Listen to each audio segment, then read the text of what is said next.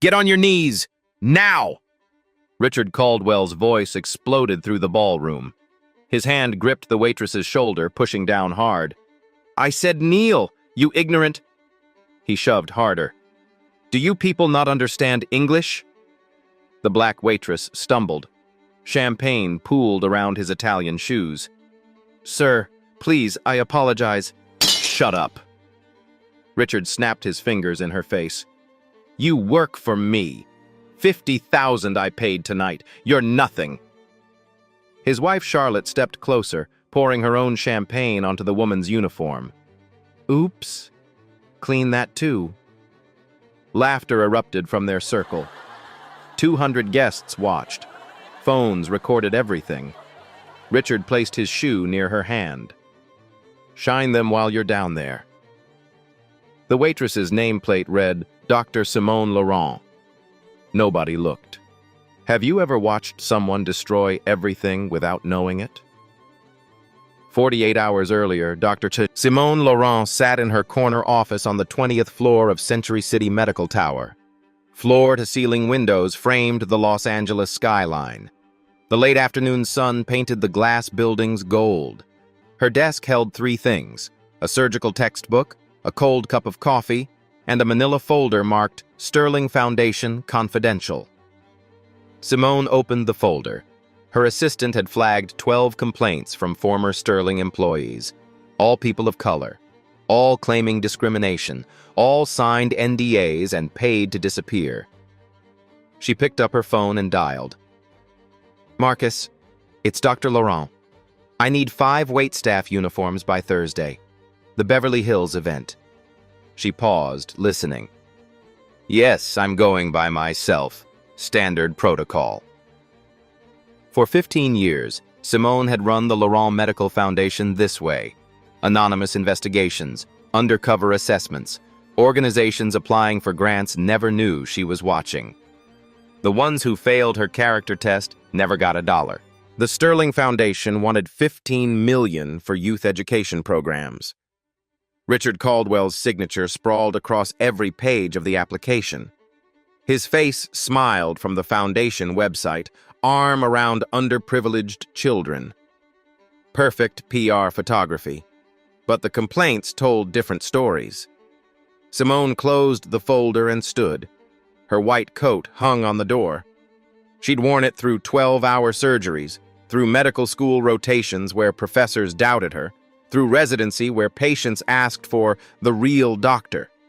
She'd also worn waitstaff uniforms, all through Harvard undergrad, through medical school. Her father had been a janitor. Her mother cleaned houses. Simone knew what it meant to be invisible. Thursday night arrived cold and clear. The Beverly Hills Grand Ballroom rose like a palace of marble and gold. Valets in red jackets rushed to open car doors. Women in designer gowns swept through the entrance. Men in custom tuxedos laughed and shook hands. Simone entered through the service entrance at the back. The hallway smelled of industrial cleaner and fresh bread from the kitchen.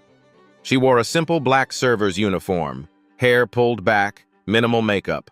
A small body camera was pinned inside her collar, perfectly legal under California's single-party consent law. The device was already recording. Inside the ballroom, crystal chandeliers hung like frozen waterfalls. Round tables draped in white linen filled the space. Each centerpiece cost more than most people's monthly rent. The air buzzed with wealth and self-importance. Simone counted 200 guests, CEOs, politicians, celebrities, old money families whose names appeared on museum wings and hospital pavilions. She recognized a city councilman, a federal judge, the district attorney, Monica Reeves, in a midnight blue gown. She picked up a champagne tray and began circulating. For 90 minutes, she watched. Richard Caldwell held court near the center of the room. 60 years old, silver hair perfectly styled, a tan that screamed private yacht. His laugh boomed across conversations. His hand rested possessively on his wife's lower back. Charlotte Caldwell was 28, blonde, surgically enhanced. Her diamond necklace caught the light with every breath. She spoke in that particular tone wealthy women use with service staff. Not quite rude, just dismissive enough to establish hierarchy. Their son Trevor circulated nearby, 32, same entitled swagger as his father. He'd inherited the family business and the family prejudice. Simone observed their interactions carefully. A Latino busboy approached to clear glasses. Richard didn't look at him, just waved him away like shooing a fly. The busboy's jaw tightened, but he said nothing. A black musician from the string quartet asked about the restroom location. Charlotte pointed without making eye contact, then turned to her friend and whispered something. Both women giggled. Trevor refused a business card from an Asian investor, claiming his hands were full. They weren't. Simone's body camera captured everything. She also noticed James Patterson, a security guard stationed near the entrance. Mid-40s, black, former military bearing. Their eyes met briefly. Something flickered in his expression. Recognition?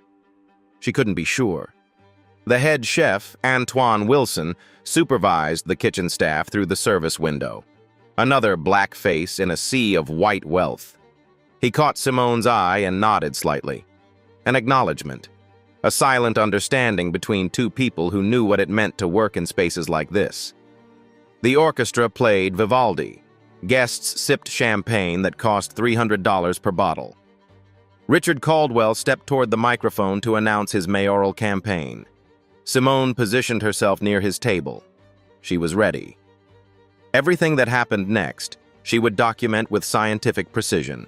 The orchestra finished its piece. Applause rippled through the ballroom. Richard Caldwell raised his champagne glass, basking in the attention. Simone moved through the crowd with her tray. 12 crystal flutes balanced perfectly. She'd done this job 1,000 times in college. Muscle memory kept her hands steady. Charlotte Caldwell turned sharply, laughing at something a friend said. Her elbow connected with Simone's tray. Hard. The tray tilted. Champagne arced through the air in golden streams. It splashed across Richard's shoes, his pants cuffs, pooling on the pristine marble floor. The room seemed to inhale all at once. Richard's face transformed. His smile vanished. His eyes went cold and narrow. The muscle in his jaw twitched.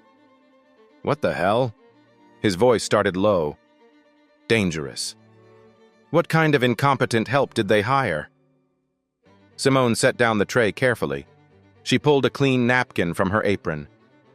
Sir, I sincerely apologize. Please let me...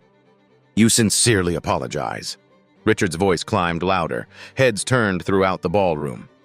You just ruined $1,500 shoes and you think sorry covers it? Charlotte stepped back, one hand over her mouth, but her eyes gleamed with something that wasn't shock. It was anticipation. Sir, it was an accident. Simone kept her voice level, professional. I take full responsibility. I'll clean this immediately. An accident. Richard laughed. The sound held no humor. That's what you people always say, always making excuses. The words "you people" hung in the air like smoke. Conversations around them died. A woman in a red dress froze with her fork halfway to her mouth. A man set down his wine glass carefully, as if any sudden movement might shatter something. What ghetto did they pull you from? Richard stepped closer. His cologne was expensive and overwhelming. Can't even carry a tray without screwing up. Simone's body camera captured his face. Every sneer, every contemptuous expression. I apologize again, sir. If you'll allow me to get proper cleaning supplies, get on your knees!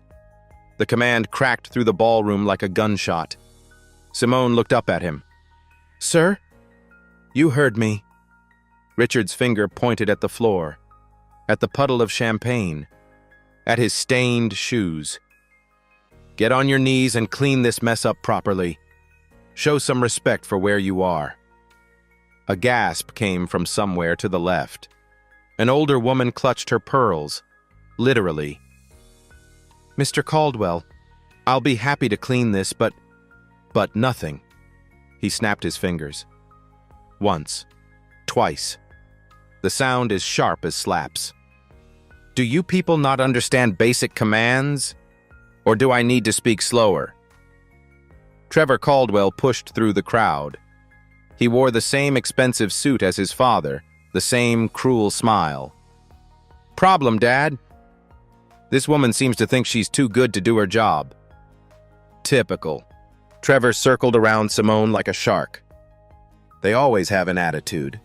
Think the world owes them something.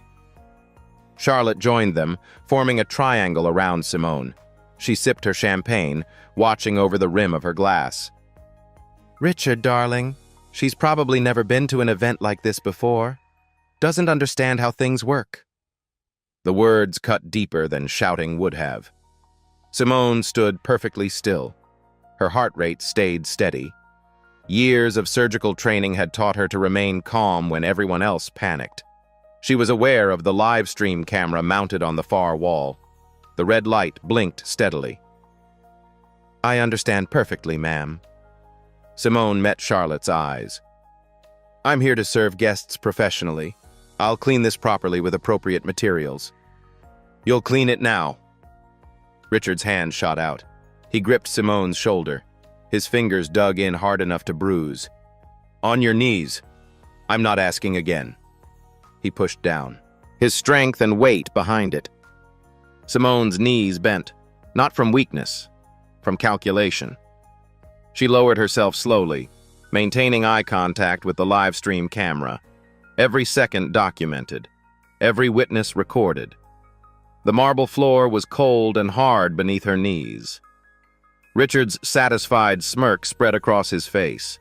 He looked around the ballroom, making sure everyone watched. Sometimes you need to remind people about standards, about respect, about knowing their place. He lifted his foot, placed it near Simone's hand, close enough that the champagne on his shoe dripped onto her fingers. Shine them while you're down there. Someone in the crowd made a strangled sound, disgust or shock or both. But no one moved. No one spoke up. 200 people watched in silence. James Patterson, the security guard, took a step forward. His hand went to his radio, but then his supervisor shot him a warning glare. James froze, jaw clenched so tight the muscles stood out. Rebecca Brooks, a journalist from the Society pages, had her phone out. Recording. Her face was carefully neutral, but her fingers white-knuckled around the device. District Attorney Monica Reeves stood 20 feet away. Her champagne glass paused halfway to her lips. Her legal mind clearly working through what she was witnessing. But she didn't intervene. Not yet. Richard addressed the crowd like he was giving a speech. His voice carried across the silent ballroom. This is what's wrong with our society. Entitled people thinking they deserve positions they haven't earned. Thinking they don't need to work their way up like the rest of us. He gestured broadly, performing now. I built my empire with hard work. Discipline. Not handouts. Not diversity quotas. Actual merit. Charlotte nodded along. She should be grateful for the opportunity to work at an event like this. To learn from successful people. Trevor circulated through the nearby guests, playing to the crowd. Dad's just keeping it real. Teaching life lessons. Someone has to. A few people laughed. Nervous, uncomfortable laughter. Others looked away. Some edged toward the exits. But most stayed. Watching. Silent witnesses. Simone remained kneeling.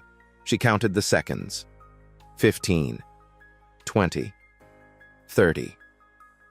Her body camera recorded Richard's face above her. The contempt. The satisfaction. The casual cruelty of someone who'd never faced consequences. 45 seconds on her knees. Richard finally waved his hand dismissively. Get out of my sight. You're fired. Don't expect payment either. You're lucky I don't sue you for property damage. Simone rose slowly, gracefully. She picked up the serving tray. Her uniform was wet with champagne. Her knees ached from the hard marble. Send someone qualified next time, Richard called after her, his voice dripping with disdain. Someone who actually knows how to serve properly.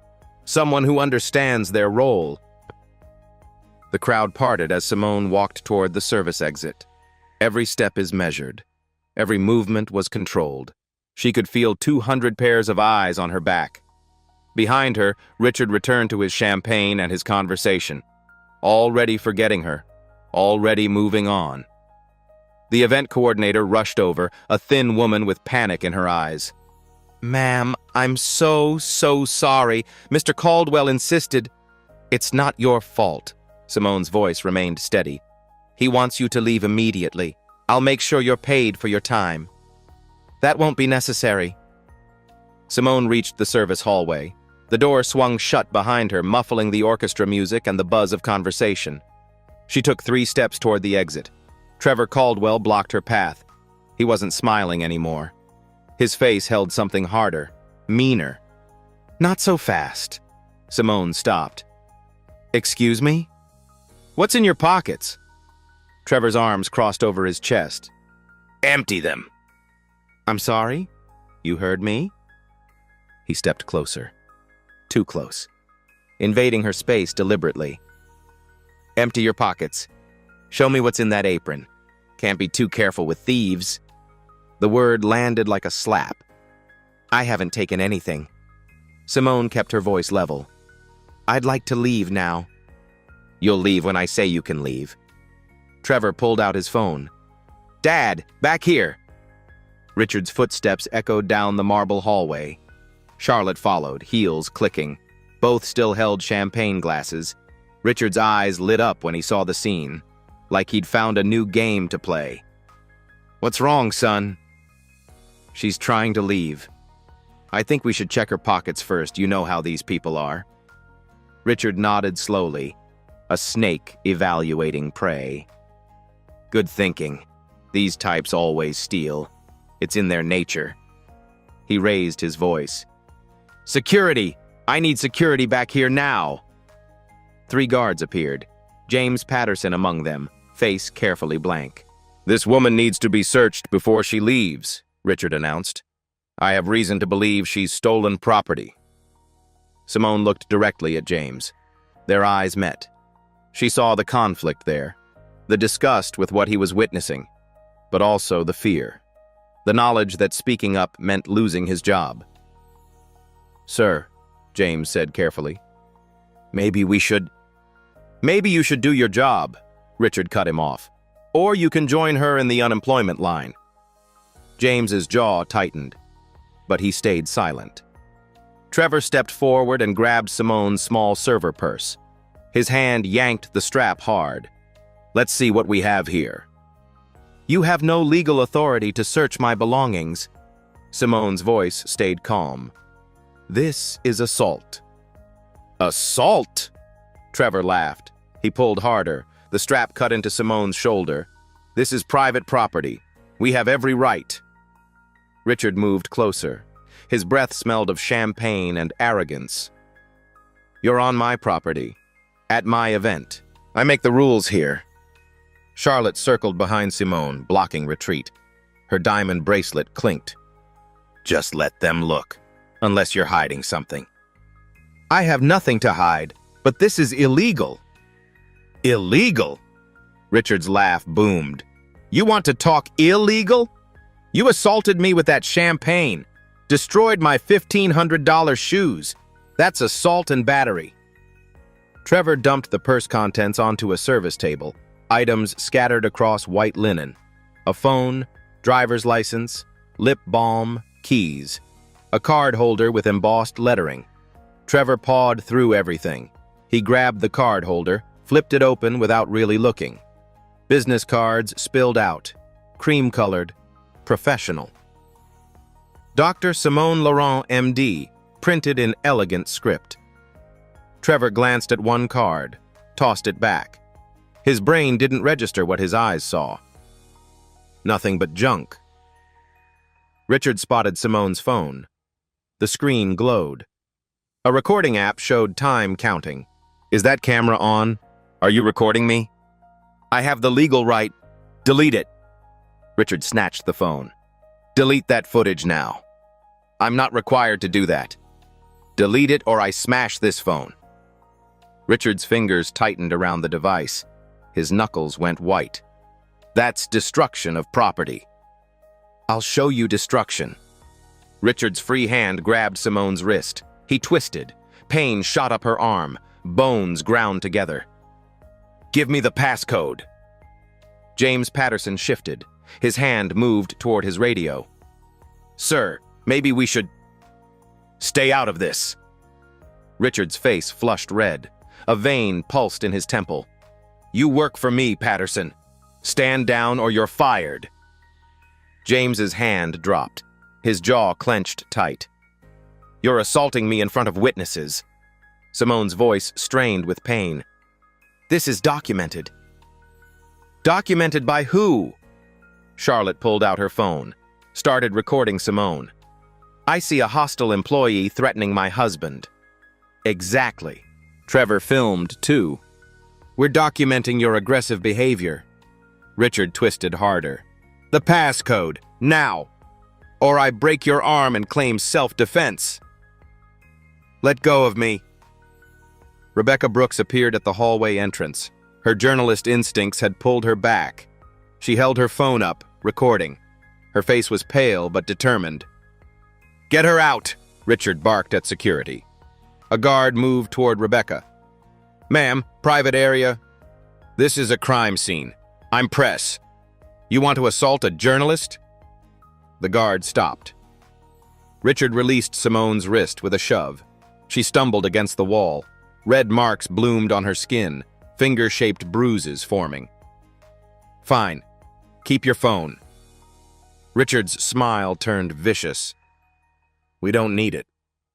He reached into his jacket pocket, pulled out a silver fork, expensive Christofle from the Gala tables. He held it up, made sure the guards saw it, made sure Rebecca's camera caught it.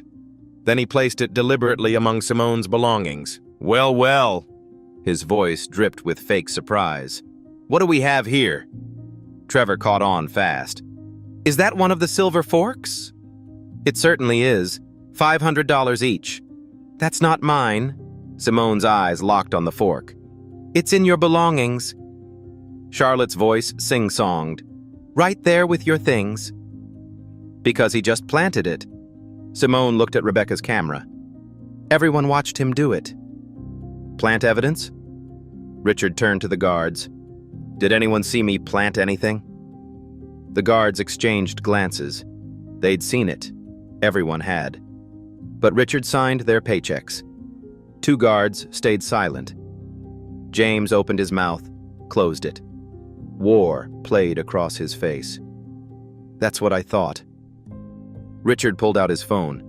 I'm calling the police. This woman committed theft and assault. She's making false accusations. She needs to be arrested. You're calling the police? Simone's voice held something new, almost satisfaction. Please do. Richard paused, something in her tone. But ego pushed him forward. Oh, I will. And I have friends at the department. He dialed. Yes, Richard Caldwell here. I need officers at the Beverly Hills Grand Ballroom immediately. Theft and assault. The suspect is still here. Pause. Yes, that Richard Caldwell. He ended the call, smiled at Simone. 20 minutes, then you're done. Maybe we should... James tried. Maybe you should make sure she doesn't run. Richard pointed at a chair. Sit her down. If she moves, use force. Trevor grabbed Simone's arm, steered her roughly to the chair. Sit. Simone sat, because she was documenting. Every second. Every crime on camera. Charlotte brought champagne, stood over Simone, sipping slowly, looking down like a queen. You should have known your place. I know exactly where my place is. Simone met her eyes. Do you know yours? Charlotte's smile faltered. Then she laughed. My place? I'm married to a billionaire. I'm standing. You're sitting, waiting for the police. We both know our places. Richard paced, Phone out. Call after call.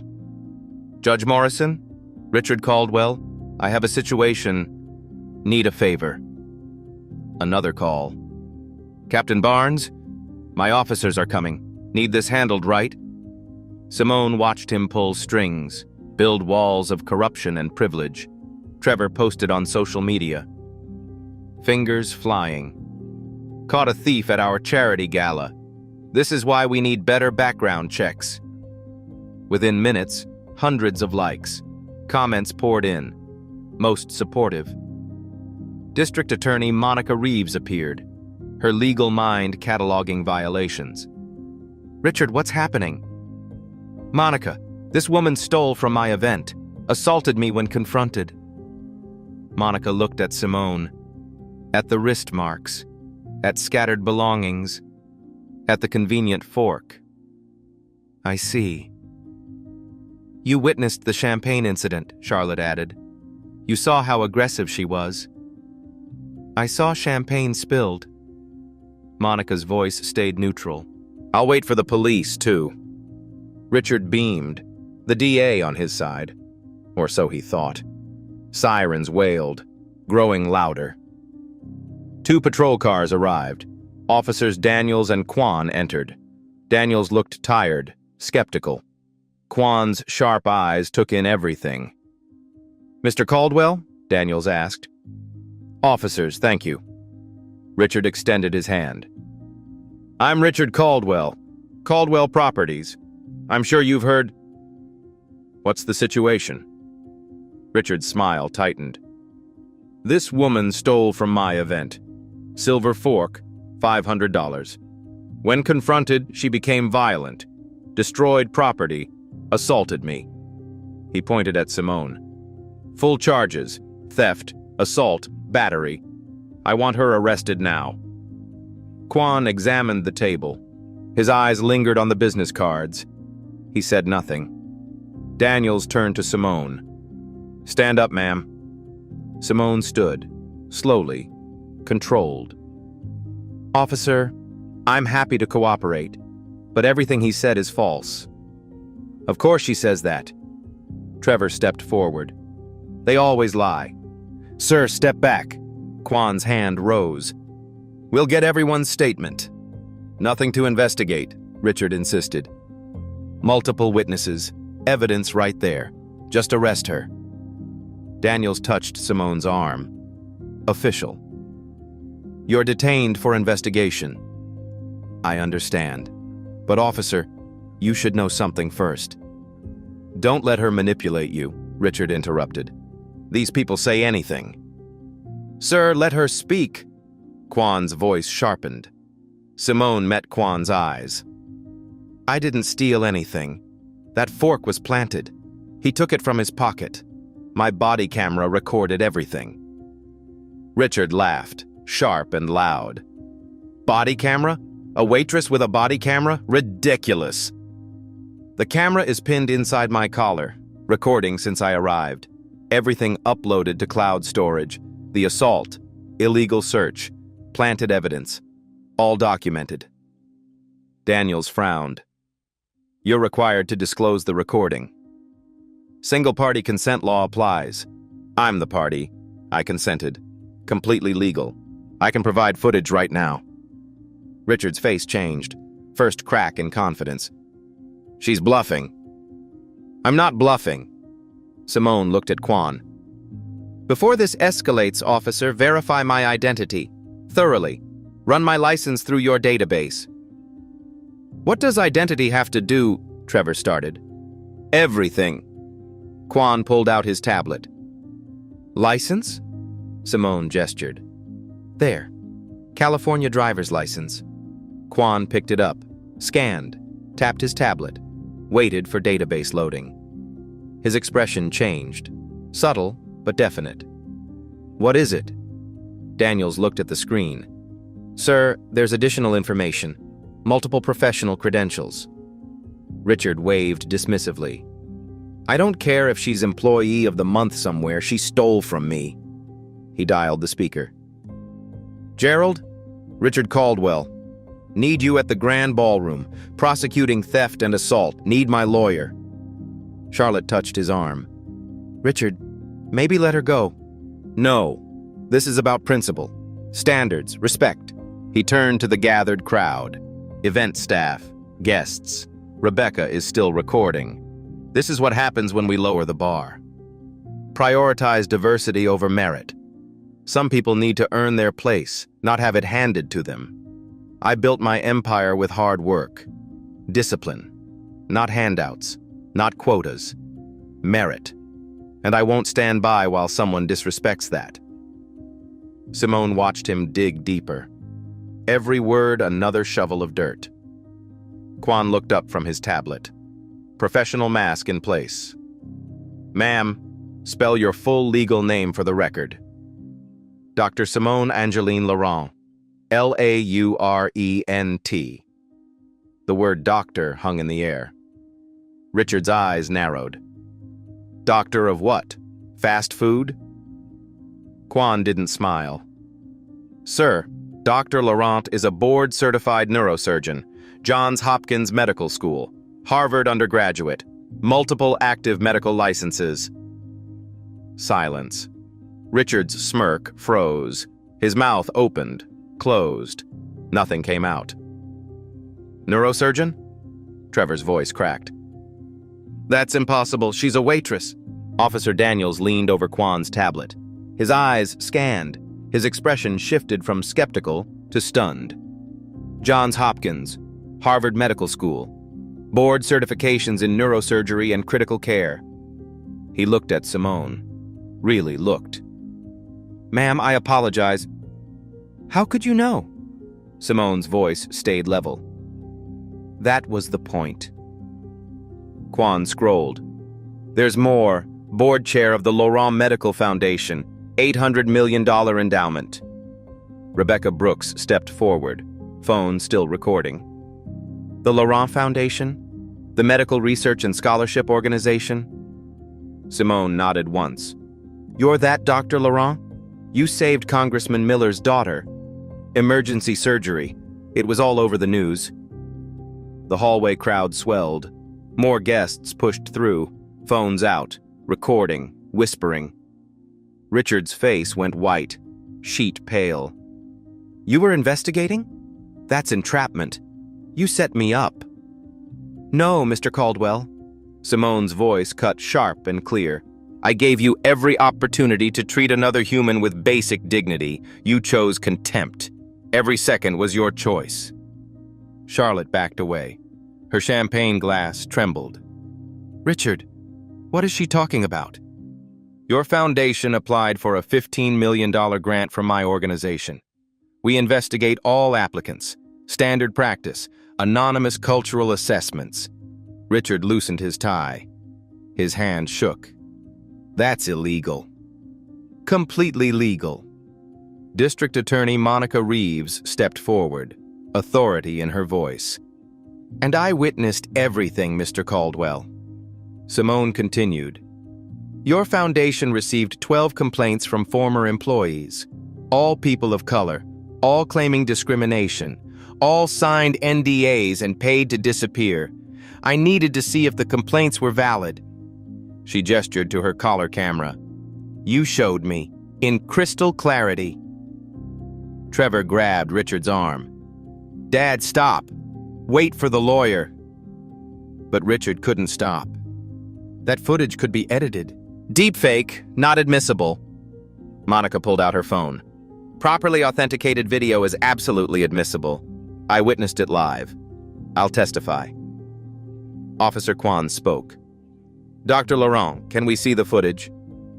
Simone reached for her belongings, pulled out a laptop from the bag Trevor had dismissed. She opened it. Keystrokes, cloud storage loaded, multiple video files, time-stamped, encrypted. She turned the screen toward the officers, pressed play, crystal clear footage, Charlotte bumping the tray, Richard's rage, his demands, the kneeling, his shoe near Simone's hand. Every humiliating second. Then the hallway, Trevor's illegal search, Richard twisting Simone's wrist, the planted fork, Richard pulling it from his own pocket, placing it deliberately, No ambiguity, pure evidence. Richard watched himself commit crime after crime. His skin went green. Real-time upload to encrypted servers. Simone's voice stayed professional. Time-stamped, geotagged, blockchain verified, impossible to alter. Rebecca checked her phone. Dr. Laurent, this gala was live-streamed. 2,000 live viewers. The clip is viral. 75,000 views. Still climbing. Trevor grabbed his phone. His face drained white. Dad, she's right. Twitter, Instagram, TikTok, everywhere. Richard snatched the phone. His hands shook. He watched himself. His own words. Get on your knees. You people. Hundreds of comments. Thousands. Furious. No! Richard shouted. Delete it. Take it down. Too late. Rebecca's voice was flat. News networks are picking it up. CNN, MSNBC, Fox, top trending story. James Patterson finally spoke. Mr. Caldwell, I tried to warn you. Richard spun. Warn me about what? I recognize Dr. Laurent. She operated on my daughter 2 years ago. Brain tumor. Saved her life. Pro bono. A woman pushed through the crowd. Dr. Laurent funded my nephew's scholarship. $200,000. Chef Antoine appeared. She donated our culinary school renovation. $500,000. More voices. More people. She paid for my mother's surgery. She funded our community clinic. She saved my son. Richard backed against the wall, trapped, surrounded. Your $15 million grant? Simone's voice cut through. Denied, permanently. I'm contacting the 12 other foundations you're soliciting. They'll receive my full report with video evidence. You can't. I absolutely can. Monica Reeves turned to the officers. Arrest Richard Caldwell. Assault and battery. False imprisonment. Filing false police report. Evidence tampering. Civil rights violations. Daniels pulled out handcuffs. Mr. Caldwell, turn around. You can't arrest me. I own half this city. I have the mayor on speed dial. I know exactly who you are. Daniels approached. And now 2 million people know who you really are. Richard backed away. I'll have your badge.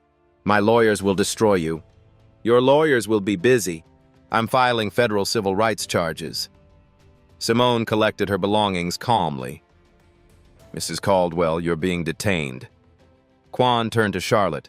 You participated in harassment. Charlotte's glass shattered on marble. I didn't do anything. You poured champagne on Dr. Laurent. That's assault. Mr. Caldwell Jr., you're detained too. Quan blocked Trevor's retreat. Illegal search, battery, false imprisonment, defamation. Daniels reached for Richard's wrists. Turn around. Richard jerked away. This isn't over. I always win. Not this time. Simone's voice was quiet but carried. The handcuffs clicked shut. Cold metal. The sound echoed. James Patterson stepped forward. I'll escort them. Through the main entrance, Monica added. Past all the guests. Past all the cameras. Richard's face crumpled. No. The back exit. Please. You wanted everyone to know their place. Simone tucked away her cards. Now everyone will know yours. James led Richard toward the ballroom. Charlotte stumbled behind in heels, cuffed. Trevor followed, head down. The crowd parted. 200 people watching. Camera flashes exploded. Phones held high. Richard's last words. This isn't over. Simone's quiet response. Yes, it is. The LAPD West Bureau booking room smelled of disinfectant and stale coffee. Fluorescent lights hummed overhead. Richard Caldwell stood against the height measurement wall. His tuxedo wrinkled. His bow tie hung loose. The camera flashed. His mugshot captured everything. Face pale, eyes wide with disbelief, mouth set in angry denial. Charlotte's photo came next. Mascara streaked down her cheeks, diamond necklace confiscated. She looked smaller, diminished. Trevor stared at the floor, refused to look at the camera. The officer told him 3 times to lift his chin. Richard demanded his phone call. "I need my lawyer, my judge friends, the police chief. This is unlawful detention." The booking officer didn't look up. "You'll get your call. Wait your turn." "Do you know who I am?" "Yes, sir. We all know now." She gestured to a TV in the corner. CNN played on mute. Richard's face filled the screen. The chyron read, "Billionaire arrested after viral racist abuse video." Richard went white. Charlotte broke down in the holding cell. Her sobs echoed off concrete. "Richard, what have you done? Our reputation, our friends, everything." Trevor scrolled through social media. His hands shook. "Dad, it's everywhere." Within 1 hour, Billionaire kneeling trended worldwide. The video hit 2 million views, then 3 million. The number kept climbing, news headlines everywhere. Billionaire forces doctor to kneel. Neurosurgeon humiliated by mogul. Hidden camera captures shocking racism. Cable news ran split screens. Richard's booking photo. Dr. Laurent's professional headshot. Harvard. Johns Hopkins. 800 million foundation. Awards, lives saved. Lives. The contrast was devastating. Caldwell Properties stock dropped 8% at opening. Trading halted twice for volatility. Investors dumped shares. The board called emergency meetings. By noon, 3 major investors demanded Richard's removal. By close of business, the entire board voted. Richard Caldwell was suspended as CEO. Trevor was placed on administrative leave. His nameplate was removed. Keycard deactivated. Security escorted him out. The company spokesperson read a statement. Her voice shook. "Caldwell Properties does not condone discrimination. We are conducting a full investigation." Reporters shouted questions. She fled inside. 15 employees came forward with stories. A black accountant described years of being passed over. A Latina property manager explained pressure to reject minority applicants. An Asian IT specialist shared emails where Richard used slurs. A law firm announced a class action lawsuit. 23 former employees joined immediately. Richard's lawyer, Gerald Whitman, finally arrived. Expensive suit. Expensive briefcase. He looked exhausted. "Richard, don't say anything, not one word. Get me out of here. Bail hearing tomorrow, 500,000 each. That's pocket change, I'll pay now."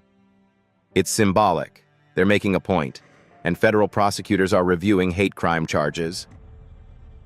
Charlotte made bail within 3 hours. Her family's money. She returned to their Bel Air mansion. Gates surrounded by news vans, reporters shouting, cameras flashing. Inside, her phone buzzed constantly. Her book club removed her. Her charity board requested resignation. The country club suspended her membership. 4 friends blocked her number. She poured wine with shaking hands, then threw the glass against the wall. Richard refused to post bail immediately. Pride. Stubbornness. "I won't give them satisfaction." He spent the night in county lockup. The cell smelled of sweat. His cellmate recognized him from TV, laughed. "You're that dude who made the doctor kneel. Man, you're stupid." Richard didn't sleep. He stared at the concrete ceiling. This wasn't supposed to happen to people like him. Morning came. His lawyer convinced him to post bail. The perp walk was worse than going in. 100 cameras, 1,000 shouted questions. Richard kept his head down. His face told everything. A man whose world collapsed in 24 hours. Dr. Simone Laurent held a press conference that afternoon. Her foundation office, professional, composed. She wore a white coat, stethoscope around her neck. "This isn't about revenge. It's about accountability and systemic change. I'm announcing a $50 million fund for discrimination victims, free legal support through my foundation's Civil Rights Division. She took no questions about Richard, refused to gloat, maintained dignity throughout. The contrast made Richard look worse. That night, Richard's publicist posted an apology. 2 a.m. timing. Cowardly. I sincerely apologize for my behavior. I was under stress. This doesn't reflect who I am. The internet destroyed it instantly. Stress made you racist? This is exactly who you are. We watched you for 45 minutes. The apology never mentioned Dr. Laurent by name or title, just the individual involved. Twitter exploded. He can't even say her name. Still disrespecting her. This isn't an apology. By morning, Richard had lost everything. Reputation, company, social standing, freedom hanging by a thread. The legal consequences were just beginning. 1 week after the arrest, FBI agents arrived at Caldwell Properties headquarters.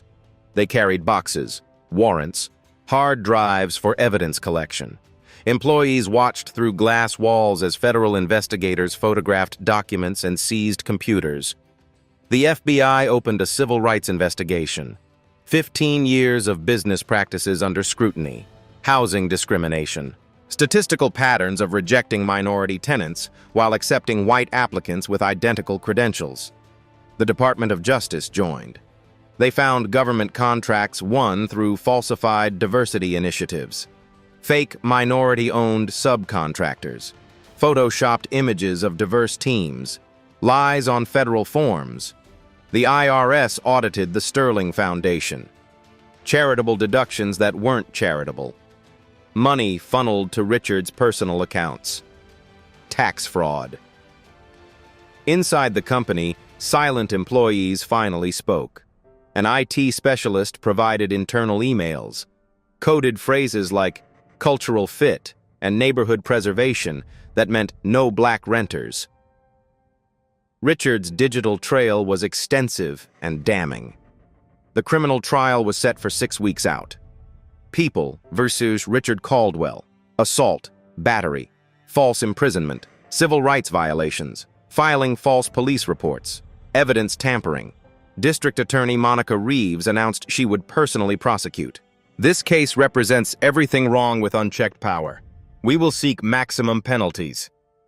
Richard hired Whitman and Associates. $2,000 per hour. Defense strategy.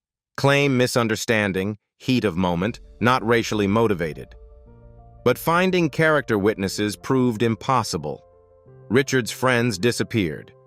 Phone calls unreturned. People who'd smiled at his galas now claimed they barely knew him. Pre-trial depositions leaked. Richard's answers made everything worse. I built this city. I deserve respect. She was just a waitress that night. His lawyer begged for remorse. Richard refused. I won't apologize for having standards. Charlotte filed for divorce in week 3. Her lawyer advised cutting ties, protecting assets. She also agreed to cooperate with prosecutors. Immunity for testimony. She provided texts, recordings, 5 years of Richard's racist dinner party remarks. Trevor negotiated a plea deal. His lawyer was realistic. You're facing 3 felonies. Take the deal. Trevor agreed to testify against his father. Reduced charges. Probation instead of prison. Community service. The son who turned on his father. The trial began Monday morning. Department 104, Clara Shortridge Foltz Criminal Justice Center. The courtroom was packed. Court TV broadcasting live. Judge Maria Santos presided. 60 years old. No nonsense. This is not a media circus. This is a court of law. Opening statements painted 2 pictures. The prosecution showed the body camera footage. 45 minutes of humiliation. The kneeling, the planted evidence. Crystal clear. Richard Caldwell didn't just commit crimes, Monica Reeves told the jury. He revealed who he is. A man who believes wealth and skin color place him above the law, above basic human decency. Defense attorney Gerald Whitman tried damage control. My client made mistakes. He was stressed. This was one bad night, not a pattern. The jury's faces showed they weren't buying it. Laurent testified first. Navy suit, professional, composed. She answered questions clearly, precisely. Why did you kneel when he ordered you? Because I knew the camera was recording. Allowing him to reveal his character would provide undeniable evidence. Cross-examination tried painting her as a provocateur. You intentionally placed yourself there. I investigated a grant applicant. Standard practice. Mr. Caldwell's actions were entirely his choice. They couldn't shake her. Too prepared. Too credible. 8 former employees testified. Each added weight. A black executive passed over 11 times. A Latino property manager was pressured to reject minority applications. An Asian accountant called degrading names for 3 years. Mr. Caldwell would review applications. When he saw ethnic names, he'd say, "Find a reason to reject this." Every time. The pattern was undeniable. 15 years of systematic discrimination. Charlotte took the stand on day 4. She'd lost weight. Clothes hung loose. She looked older, tired, scared. She testified against Richard. Private dinners where he joked about keeping neighborhoods white. Text messages celebrating blocked affordable housing. Voice memos strategizing about maintaining property values by excluding minorities. Defense tried discrediting her. You're bitter about the divorce. I'm ashamed I stayed silent for so long. The prosecution presented the body camera footage 3 times. Each time, jurors' faces showed disgust. They presented internal emails, statistical analysis showing discrimination patterns, expert testimony from housing economists, recorded phone calls of Richard influencing judges. The defense called Richard to the stand. Desperate move. Gerald Whitman tried controlling the narrative. Richard couldn't help himself. Do you regret your actions? I regret that it was filmed. Silence in the courtroom. Even his lawyer looked sick. You regret being filmed? Not the actions? I regret how it looks. Monica Reeves's cross-examination was surgical. Mr. Caldwell, you said you people. What did you mean? Service workers. Not black people. No. But you only used that phrase addressing Dr. Laurent, a black woman, never to white servers that night. Richard had no answer. You demanded she kneel. Why? She was disrespectful. She apologized multiple times.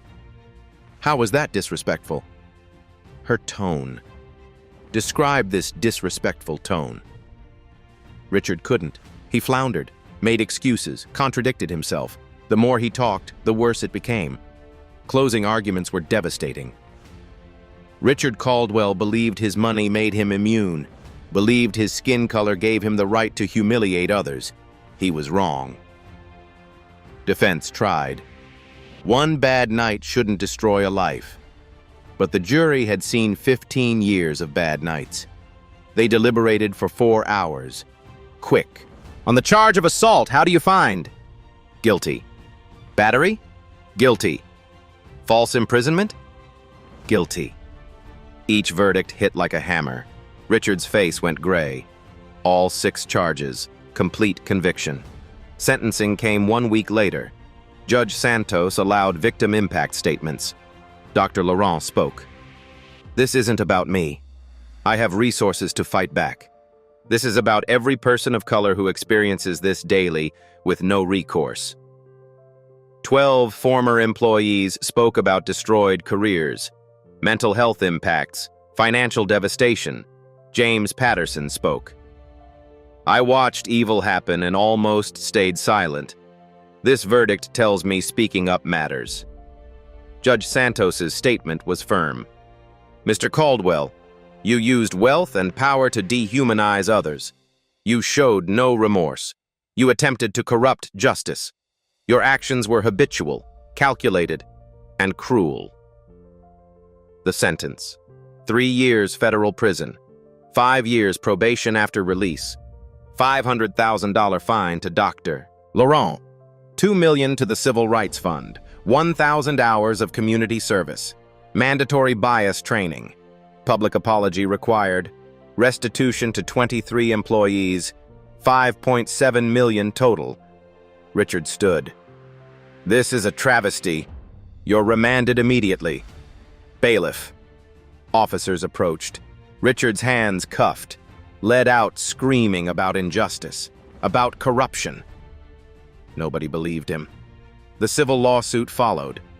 Dr. Laurent sued for $15 million. Emotional distress, civil rights violations. The jury awarded everything. She donated it all. Scholarships for students of color. The class action suit settled. $47 million. Caldwell Properties was forced into federal monitoring for 10 years. The company eventually sold. Richard lost control completely. His empire crumbled. His legacy was destroyed. Justice was served, complete and total. 6 months later, Richard Caldwell sat in federal minimum security prison in Lompoc, California. The facility housed white-collar criminals, tax evaders, fraud convicts, and one former billionaire. Richard wore standard-issue orange, no custom Italian suits. He'd lost 20 pounds. His silver hair had gone gray. Deep lines carved his face. Other inmates knew who he was. Everyone had seen the video. His privilege didn't protect him here. Guards treated him like everyone else. No special favors. He worked in the prison kitchen, serving food, cleaning tables, washing dishes. For the first time in his life, Richard Caldwell served others. His appeals were denied at every level. The evidence was too clear. The body camera footage too damning. Multiple witnesses are too credible. He'd lost $1.2 billion.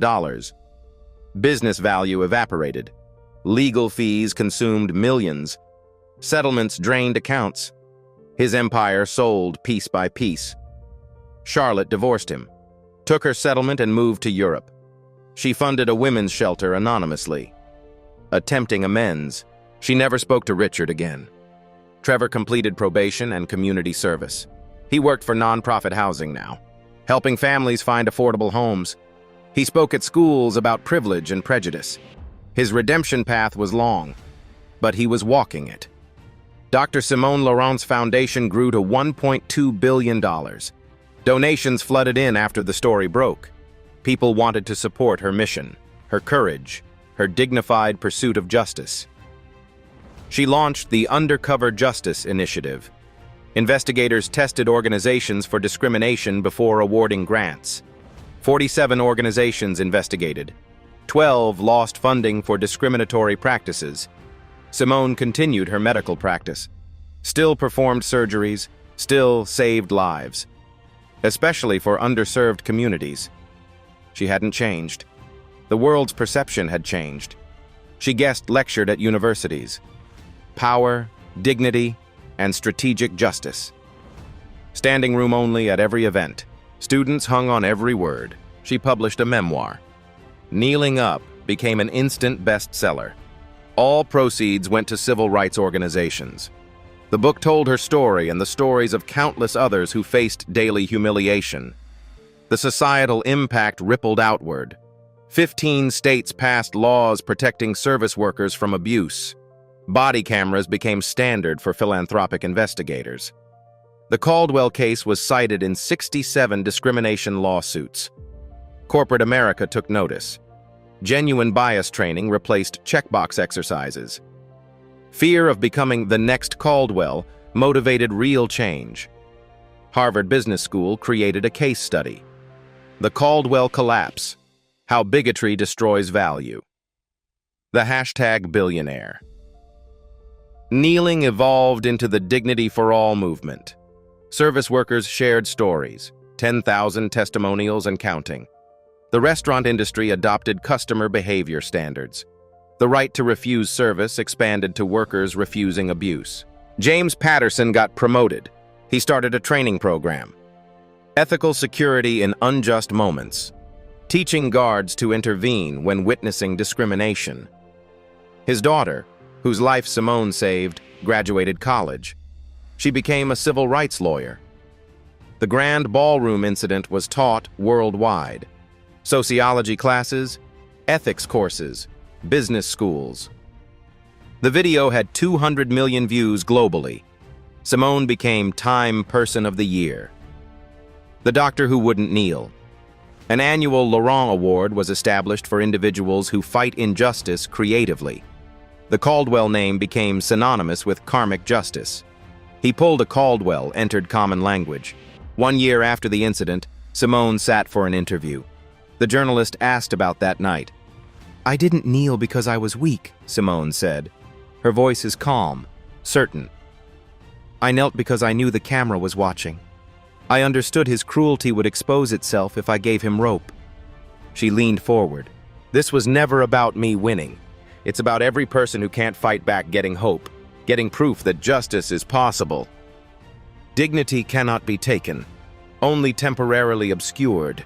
Truth eventually restores it. The arc of the moral universe is long, but it bends toward justice. If we document injustice clearly, if we stand as witnesses, if we refuse to stay silent." Dr. Laurent's story proved that power isn't about position. It's about principle. Every day, people face humiliation simply for existing, while black, brown, or different. Some can fight back. Others can't. But we can all be witnesses. If you see injustice, document it. Share it. Don't stay silent. If this story moved you, hit that subscribe button right now. We share real stories of justice every single week. Stories where the underdog wins, where truth defeats power, where dignity overcomes cruelty. Click the bell icon so you never miss an upload. These stories matter. They remind us that accountability is possible. Drop a comment below. Have you ever witnessed discrimination? What did you do? Did you intervene? Did you stay silent? Share your story. Share this video. Send it to someone who needs to remember that power doesn't always win.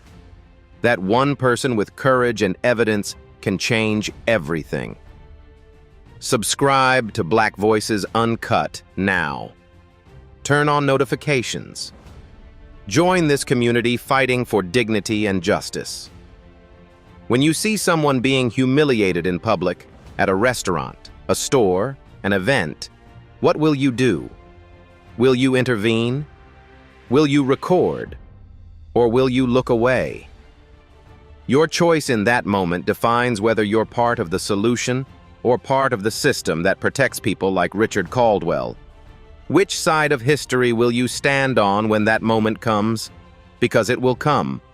And someone vulnerable will be watching to see if anyone like Dr. Laurent or like you is in the room. At Black Voices Uncut, we don't polish away the pain or water down the message. We tell it like it is because the truth deserves nothing less. If today's story spoke to you, click like, join the conversation in the comments, and subscribe so you'll be here for the next Uncut Voice.